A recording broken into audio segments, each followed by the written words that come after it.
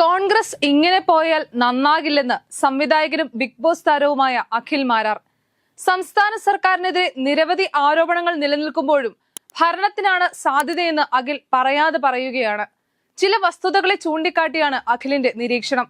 കോൺഗ്രസിനുള്ളിലെ തമ്മിത്തല്ലും ആഭ്യന്തര തർക്കങ്ങളും ഇനിയും പ്രതിപക്ഷത്ത് തന്നെ അവരെ ഇരുത്തുമെന്ന് അഖിൽ മാരാർ കണക്കുകൂട്ടുന്നു.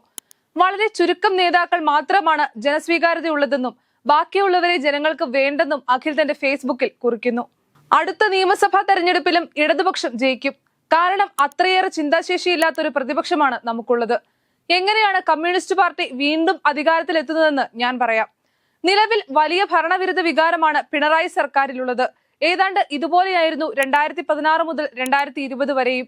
എന്നാൽ കോവിഡ് വന്നു, സാഹചര്യം മാറി, ജനമെല്ലാം മറന്നു. പിണറായി പുണ്യാളനായി.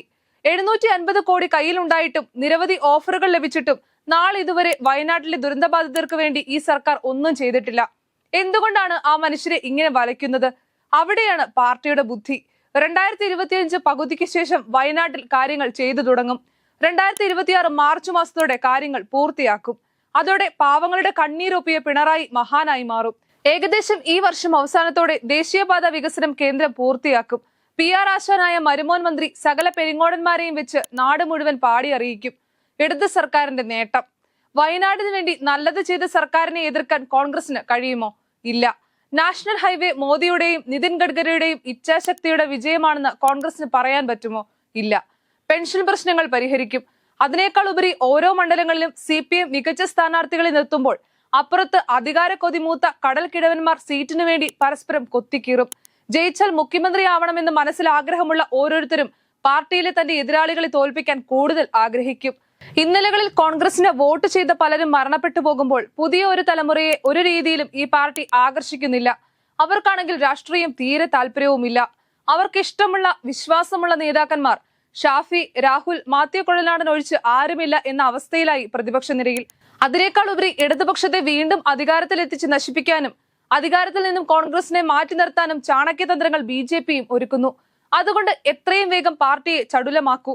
പഞ്ചായത്ത് തിരഞ്ഞെടുപ്പിൽ മത്സരിക്കേണ്ട സ്ഥാനാർത്ഥിയെ 6 മാസം മുൻപ് തീരുമാനിക്കണം. അയാൾക്ക് എല്ലാ വാർഡിലെയും 100 വീടുകളിൽ നിന്ന് 150 രൂപ മാസം നൽകണം. 15,000 രൂപ മാസം ലഭിക്കുന്ന ഈ നിയുക്ത സ്ഥാനാർത്ഥി പൂർണ്ണസമയം പാർട്ടിക്ക് വേണ്ടിയും അന്നാട്ടിലെ ജനങ്ങൾക്ക് വേണ്ടിയും പ്രവർത്തിക്കുക. പഞ്ചായത്തിലെ ക്രമക്കേടുകൾ കണ്ടെത്തി പൊതുമധ്യത്തിൽ എത്തിക്കുക. പാർട്ടി അത് ഏറ്റെടുക്കുക. വിശ്വാസമുള്ള ഒരുവൻ വിചാരിച്ചാൽ രാഷ്ട്രീയം നോക്കാതെ ജനം അവന്റെ കൂടെ നിൽക്കും.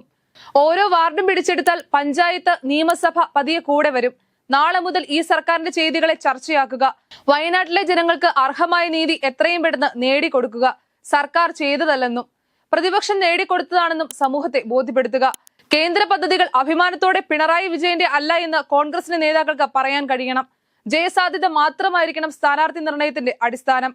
സ്വീകരിക്കാം, തള്ളിക്കളയാം. ഇടതുപക്ഷം നിലനിൽക്കാനും ഈ നാടിന് ഗുണമുണ്ടാവാനും ഭരണം മാറുന്നത് നല്ലതാണ്. ഇങ്ങനെയാണ് അഖിൽ മാരാർ പറയുന്നത്. കോൺഗ്രസിന്റെ സജീവ പ്രവർത്തകനൊന്നുമല്ല അഖിൽ മാരാർ. പക്ഷേ അദ്ദേഹം വരെ കാര്യങ്ങൾ തിരിച്ചറിഞ്ഞിരിക്കുന്നു. ഇനി കോൺഗ്രസ് നേതാക്കൾക്ക് എന്നാകും ബോധോദയം ഉണ്ടാവുക?